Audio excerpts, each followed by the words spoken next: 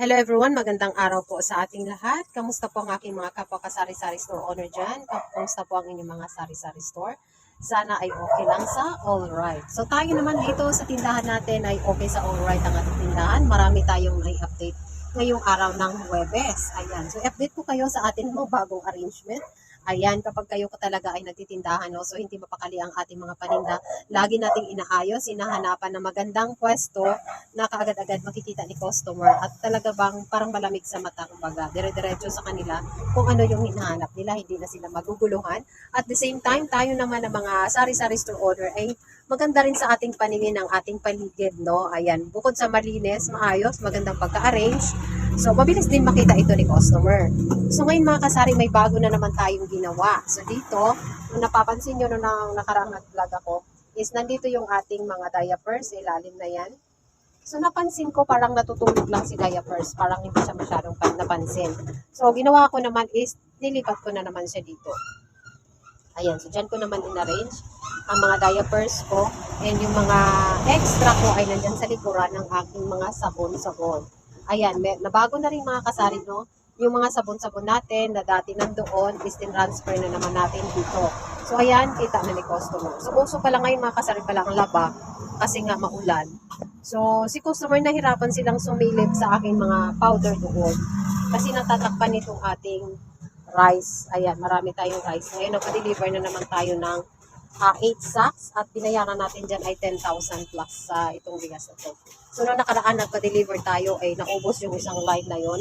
So, ito na naman yung panibago nating line. Yung web sa 2 days na lang mga kasari. So, ito ang natira ng dalawang line. Itong yan, papunta yan sa ilalim. Ayan, harangan lang ng ating tanduay na box.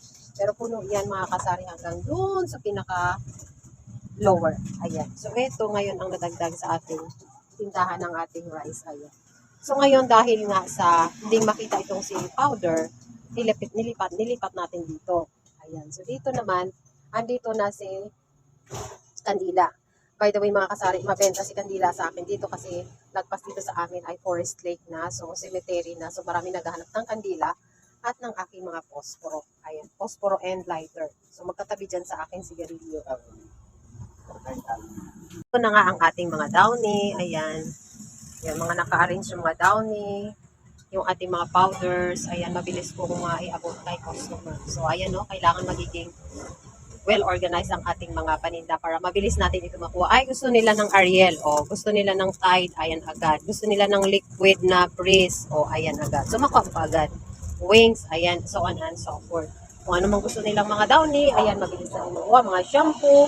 Ayan no, so naka-organisa na. So ako mismo sa sarili ko, natutuwa mga kasari kasi medyo gumaan-gaan ang aking trabaho. No?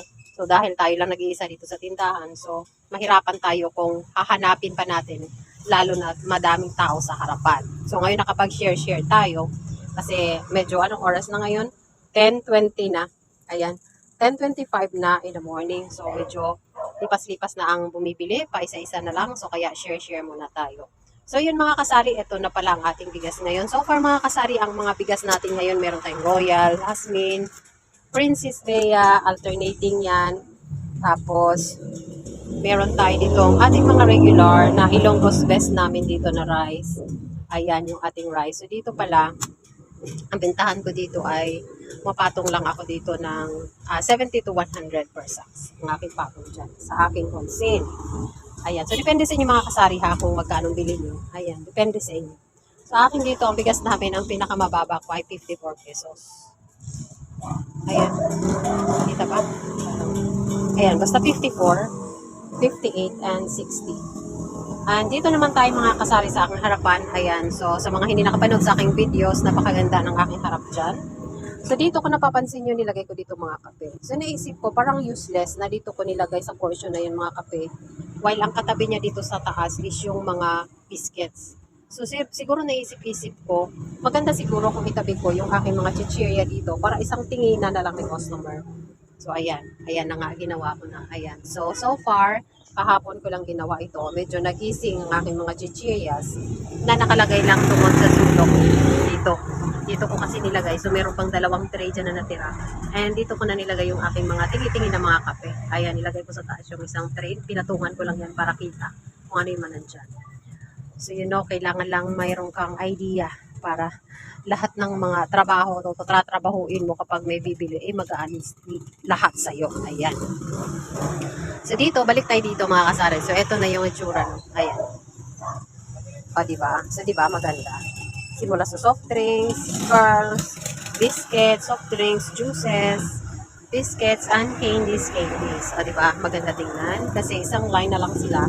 Hindi na maghanap ng malayo pa yung mga mata ng ating mga tumer. Kita nila kaagad yung mga nandito sa harapan. Ayan. So, dito naman, ito yung ating isang box na chicken. So, nabawasan ko na yan mga kasari kasi nilagay natin dito sa taas. So, dito sa taas kasi medyo talagang pahirapan ng kuha dyan kasi nasa taas. So, naglagay tayo dito ng mabilis lang makuha ng tumer. Mabilis ko lang makuha at may abot kay customer. So, dito ko siya nilagay sa box lang niya mismo. And pagkagabi, well, make it cover na lang. Hindi, sarado na lang natin. Pero so far naman, ang aking tindahan ay walang naliligaw dito mga kasari. Nawala na rin silang lahat. Ayan. So, eto, ang ating asukal, meron tayo ditong raw sugar. Tag 22 pesos yan. Meron akong nabiling asukal dito lang malapit sa amin na wholesaler na mura. So, bentahan ko ay 75 pesos per kilo. 1 kilo na raw sugar. So, eto yung ating galing sa grocery. Diba sabi ko may delivery ako. So, eto na yun sila. Ayan. So, meron tayong etong 1/4 na to ay 26. Ang refined. Eto ay 22. So, eto. Marami tayong tagka 22. Marami tayong tigwa 1 kilo din naman na sugar na galing yan sa grocery. So, ayan sa ilalim. And meron tayong etong katulad nitong mana din na puti na 1 kilo ay ang benta natin ito 98 pesos. So nakamura ako kung mayroon tayong pinagkukuha ng mas medyo mababa. Kaya tingnan mo 75 lang ang bentahan ko dyan. So ito, pero kung doon sa grocery, may benta ko yan ito kalahati 47 pesos. Ito yan lang yung natira. Galing din to sa grocery. Ito ay galing sa dito sa amin. So ito yung ating update sa asukal.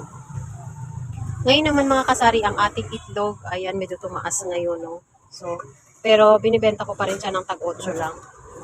Kasi ayaw ko naman ng sobrang mahal ko ibigay kay customer. So, kaya tag-8 lang bentahan ko dyan sa itlog. Ang tray pala niyan ay 240 kung may bibili sa akin. Pero nagtanong ako doon sa pinagbilhan ko ng itlog, tumaas, nag-255 na sila. Sabi sa akin, ibenta ko daw ng 10 pesos. So, hindi pa ako bumili doon. Inubusin ko muna ito, 8 pa rin ang aking bentahan. Meron kasi minsan na nag-iikot-ikot dito sa tindahan ko, naglalako-lako ng mga itlog, mataas ang kanilang bentahan. So, hindi tayo kumuha doon.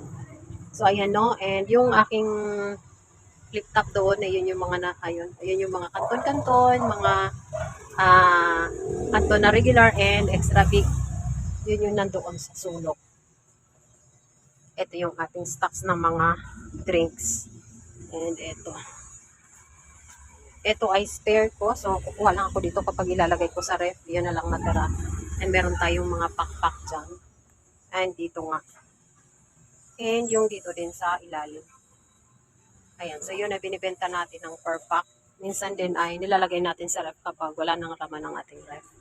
So, yun lang aking share ngayong araw mga kasari. Kamusta po yung mga tindahan dyan, no? Kasi paghapon, grabe, sobrang lakas ng ulan. Umuulan-ulan na. So, kung maulan, medyo matumal ang ating tintahan. Kasi nga, hindi makakalabas yung ating mga tumer. So, kaya kailangan lang medyo aga-aga tayo magbukas para medyo mahuli pa natin yung mga tumer na bibili kapag maganda ang panahon. Ayun lang po ang share ko ngayong araw mga kasari ng Webes. Thank you so much po guys sa patuloy na pagsubaybay at pag-subscribe sa mga baguhan dyan sa aking channel. Kung hindi pa kayo nakapag-subscribe, don't forget to like and subscribe our videos. Thank you so much guys for watching. And see you again sa aking susunod na mga vlog. Bye-bye and God bless everyone. Take care!